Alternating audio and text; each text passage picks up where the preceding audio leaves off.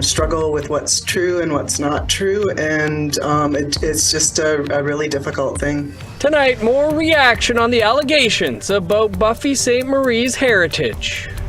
People talking about reconciliation. This is part of reconciliation, wanting a representative from the region. Inuit and First Nations in northern Quebec want their own federal riding. It's scaring people because you get the reaction, and the reaction just pumps you up, and you feel good about it. And the haunted woods of Ganawage host ghosts and goblins.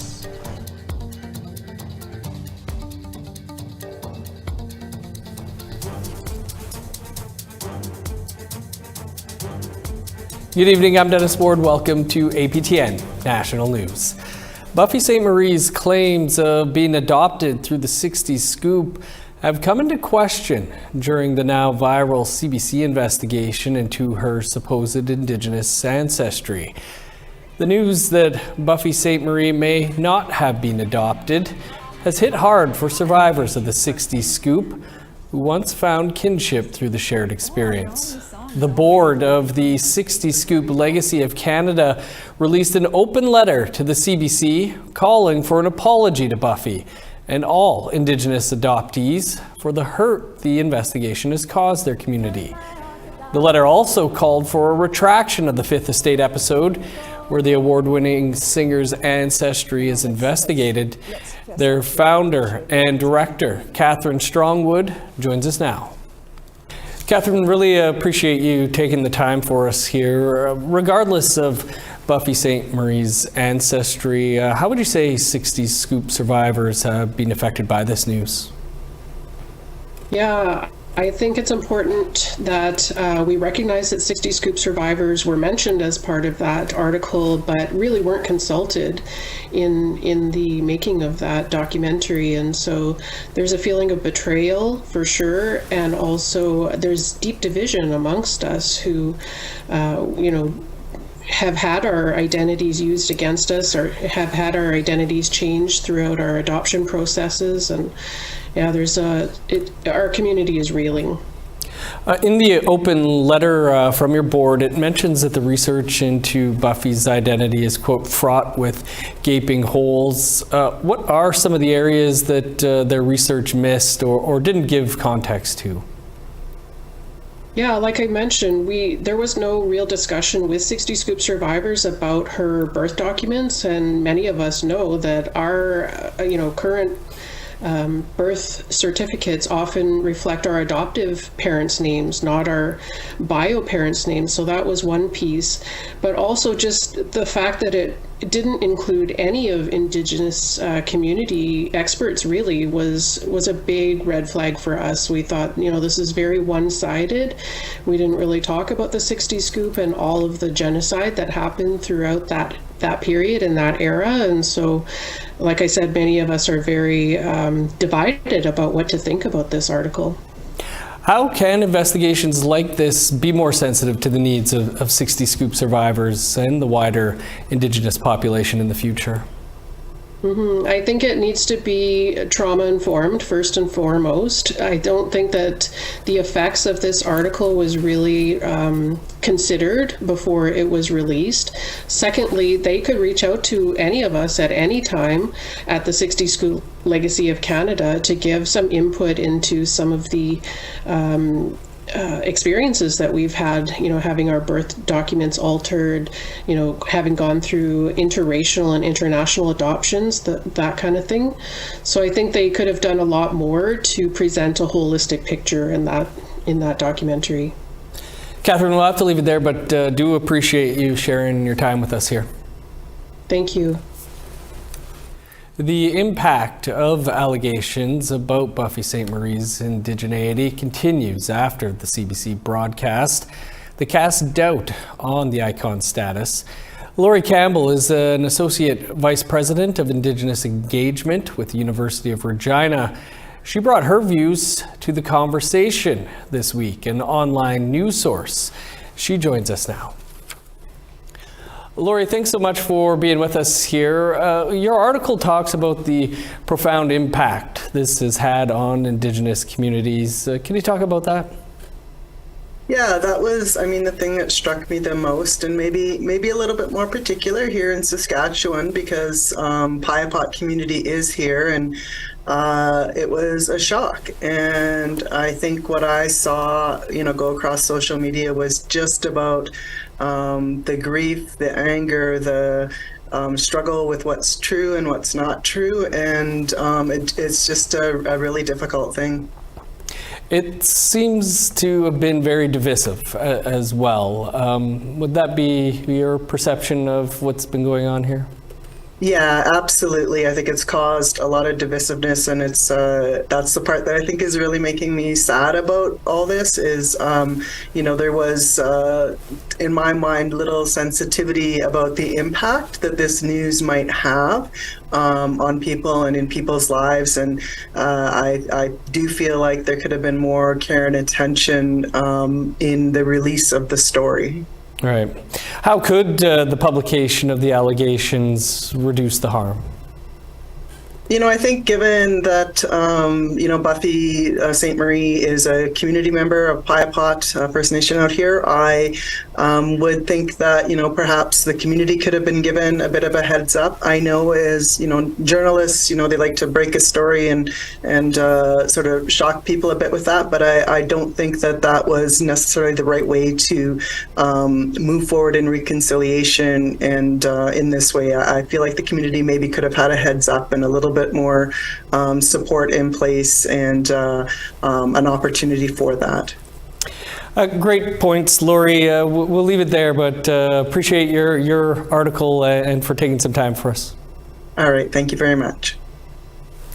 In other news now, the establishment of a national Indigenous and human rights ombudsperson is being looked at this week in Ottawa. It's a response to one of the calls to action from the National Inquiry into Missing and Murdered Indigenous Women. The Senate's Committee on Indigenous Peoples is hearing from witnesses from across the country. The Ombudsman would be a liaison between Indigenous people and the federal government. Marcia Wolfcaller is a minor chief of the Sixties First Nation in Alberta. She said an ombudsperson would need to be connected with the grassroots communities and incorporate Indigenous knowledge into the role. If it gets really political, then that's where you kind of lose the focus. But if we maintain the integrity, is keep those individuals with our elders, and I think it's really key that our elders play an important role in all of this. They've got so much wisdom and knowledge. Time for a quick break. Still to come, a new online program designed to help communication between Indigenous peoples and police. These courses are more about the culture and more about communication and more about how you interact with individuals on the nation.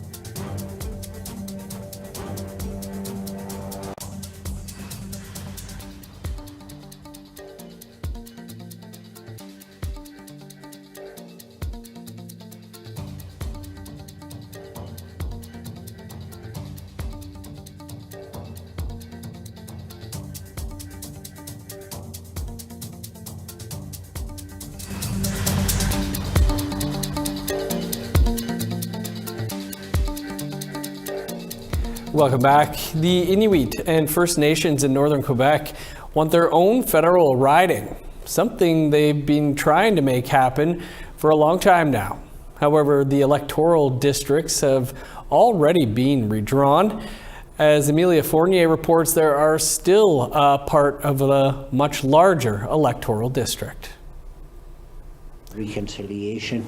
This is part of reconciliation, wanting a representative from the region instead of having someone that's south of us that don't know my realities. Peta Atami, president of Makivik Corporation, one of the governing bodies of Nunavik, is talking about working with the Cree and Naskapi to get their own electoral riding for years. The Inuit of Nunavik, the Cree of Iwichi, and the Naskapi near Labrador are part of one of the largest electoral ridings in Canada in terms of landmass, Abitibi James Nunavik EU. But they're outnumbered by the denser southern population of the region. There are around 32,000 Inuit, Naskapi, and Cree in the region out of a total population of around 90,000 people. This is something that we've wanted to see for many, many years in getting our own representative elected from the region to speak on our behalf, which nobody can do right now because these people that are getting elected are from the south.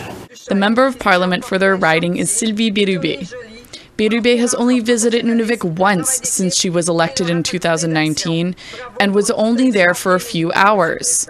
In the 2022 electoral redistribution report, Elections Canada's justification for not adding a riding for First Nations and Inuit was that their population did not meet the electoral quota, despite that they meet the definition of a community of interest, a community that shares common identities and realities. Stating, quote, "The risk is that derogations or exceptions will become the rule, and the fundamental principle governing the drawing of an electoral map, namely equality of electoral weight, will be relegated to oblivion." However, the electoral riding of Labrador has less than 30,000 people. Inuit Committee on National Issue. That was the instrument that I put together to deal with the Constitution. Ex-Canadian Senator Charlie Watt says this is also due to political will. The argument is always the same one. You don't have enough population. That's their only argument that they have. I guess on the other hand, do they really wanted to spend money on a small number of people? The most recent electoral riding redistribution was just completed this year and will come into force next April. Electoral reform only happens every 10 years, but Atami hopes that they won't have to wait that long for their own representative. Canada has to work with the people as partners instead of treating them as if they're second-class citizens in their own home country. Elections Canada declined to provide a spokesperson on this issue, and Sylvie Bérubé failed to respond to APTN's interview request by deadline. Amelia Fournier, APTN National News, Kuujjuaq, Quebec. Lethbridge College in southern Alberta has launched a unique online program designed for active police officers and for people working in public safety. The institution says the teachings will help improve communication between Indigenous peoples and officers. APTN's Chris Stewart has more. Last week, Lethbridge College began offering Indigenous policing mini-courses called micro-credentials, which are short classes focusing on individual topics such as history, culture and reconciliation, trust, respect, and communication, to drugs and addictions in Indigenous communities. Lowell Yellowhorn is the Indigenous Services Manager for Lethbridge College. He says the Institute spent a year working with the Blood Tribe Police Service, Blackfoot professionals, and the community on how to implement them. We had three different sessions and engaged with the community in the development of these suite of micro-credentials, because it was going to greatly enhance the professional development needs of the Blood Tribe Police Service. Trudy Mason is the Dean for the Center for Justice and Human Services at the school. She wants senior police officers and public safety workers to have a better understanding of the people they are protecting. And each 7 to 10 hour course will help improve relations. These courses are more about the culture and more about communication and more about how you interact with individuals on the nation. And there's little pieces of the law in there, but you know what? Police officers know the law already. So it's more about circumstances that have led to some of the situations and how can be culturally respectful. Mason says the courses work well for officers from coast to coast. It is specific to the Blackfoot Nation, although there are within the courses, there would be content where it would specifically say, this is what happens in a Blackfoot Nation. However, if you are someplace else in the country, go to your community and ask the questions. Lowell Yellowhorn says the courses are a step towards reconciliation for the school and for the officers who have completed the classes. I look forward to seeing how these types of training opportunities for our officers who are serving, how this will help them in becoming better knowledgeable in some policing scenarios that they may face in the future, just to make our community safer and help to address some of the systemic challenges that the policing sector experiences. You can enroll at lethbridgecollege.ca. Chris Stewart, APTN National News, Edmonton. Well, things will get spooky here after our next break. We'll be taking you to the James Day Haunted Woods in Ottawa.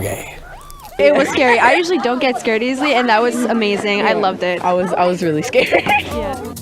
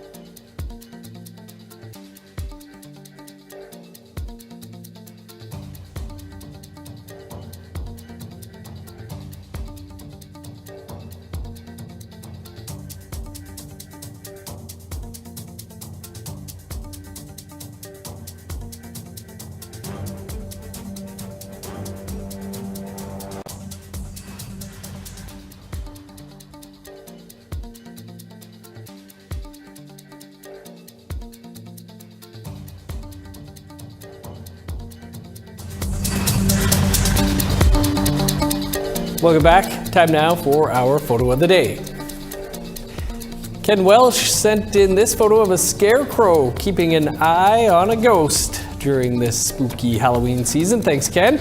If you have some Halloween photos to share, send them to share@aptn.ca and see if we can keep the Halloween pictures going all week with our photo of the day. Now let's take a look at tomorrow's weather forecast. Starting on the East Coast, +1 with flurries in Halifax, 3 for Fredericton. 0 with snow in Kuujjuaq, sun's out and 0 for Nain. +3 with snow in Montreal, -2 in Chibougamau. +4 with flurries in Sault Ste. Marie, 1 above in North Bay. +2 in Thunder Bay, snow and -2 in Sioux Lookout. 0 with flurries in God's Lake, -1 for the Paw and Norway House. -1 in Winnipeg, 0 in Dauphin. -1 for Regina and Swift Current, 0 in North Battleford. -2 with snow in La Ronge and Buffalo Narrows. In northern Alberta, -2 with snow in Fort Chipewyan, 4 below in High Level. 6 in Edmonton, +5 for Lethbridge. 11 in Vancouver, cloudy and 10 for Victoria. +2 in Prince George, 1 above in Smithers. -4 with flurries in Old Crow, +2 in Whitehorse. -7 with snow in Yellowknife, snow and -1 in Norman Wells. Flurries in 6 below for Sax Harbor, -10 with snow in Paulatuck. -5 in Chesterfield, partly cloudy and 8 below in Baker Lake. -12 with snow in Resolute, 10 below with flurries in Arctic Bay.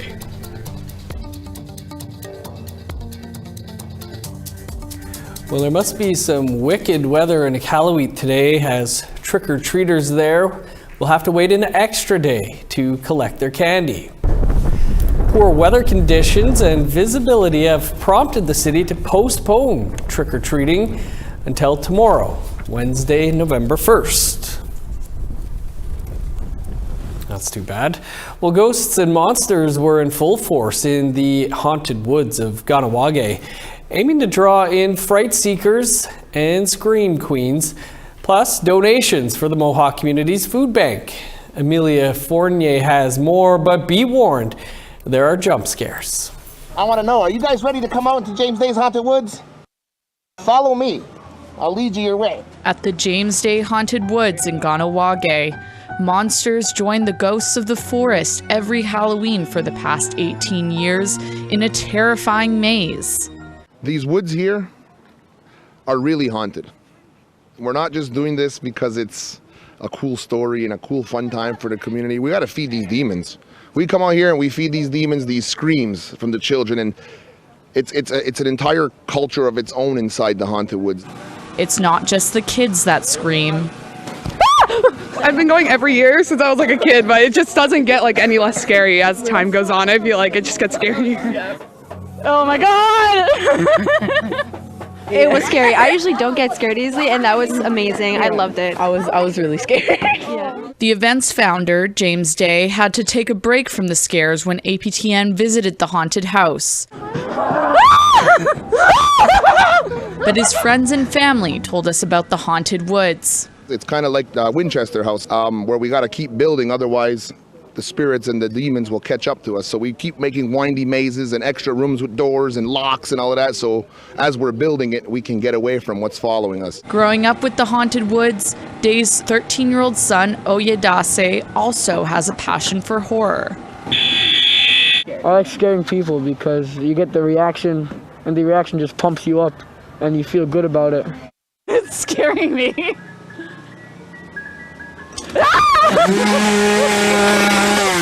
The haunted woods is behind Day's mother's house.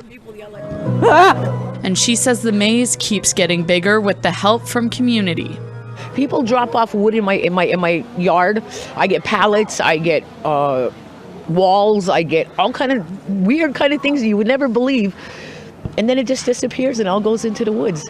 All proceeds from the haunted woods go to the food bank in Ganawage. I've been doing it for 18 years now.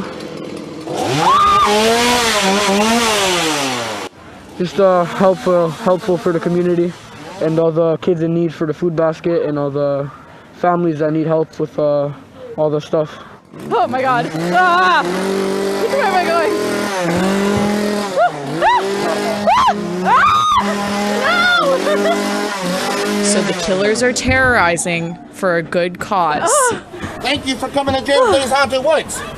Thank you for Have a good time, having me. and I hope you come back again next year. Thank you. Happy Halloween, everybody. Happy Halloween. Amelia Fournier, APTN National News, Ganawage, Mohawk Territory. That is the wildest haunted house or woods I've ever seen. Good for Amelia for taking that on. I would have been screaming louder than her. Well, if you're lucky tonight, you'll see children dressed as ghosts and goblins parading through the streets. But spooky creatures still need to be safe from harm's way. Our Sav Jonesa has these tips from the RCMP to keep the little ones safe.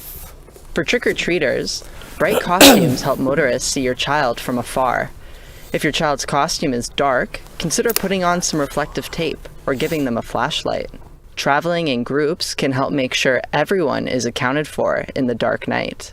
For homeowners, make sure your sidewalks and steps are clear of ice and snow so children don't slip and fall as they come to collect their candy. Open flames like candles are a fire hazard and should be monitored. You can use LED candles in your pumpkins as a safer alternative. And for motorists, drive slowly and use extra caution. Reduce your speed in residential areas where children are more likely to be outside enjoying Halloween. Sav Jonesa, APTN National News, Winnipeg. I wonder if we'll see any kids dressed as Art the Clown tonight. That would be cool. Well, if you're sitting at home waiting to hand out candy, new episode of Face to Face airs tonight with Winnipeg-based entrepreneur Michelle Cameron as our guest. She is the owner and CEO of Dreamcatcher Promotions and INAC. Well, Cameron now runs the largest Indigenous-owned promotional company in Canada. For years, she struggled and thought of giving up. I missed hockey games, football games, soccer games. I missed all those things because I was always working, and I gave up a day job so that I could work less and be more for my family. So every time I thought about giving up, it was my kids that pushed me, and they were so proud and like, Mom, you own a business. And my friends, I tell my friends at school that my mom owns a business. And so it was always those moments that kept me going. And you can catch our interview with Michelle Cameron right here in less than 2 minutes. Be sure to tune in tomorrow at 3 p.m. Eastern Time for In Focus. They'll be putting Indigenous filmmakers in the spotlight. That's all the time we have for your APTN National News for this Tuesday. I'm Dennis Ward. Merci, thanks for being with us. Have a safe Halloween.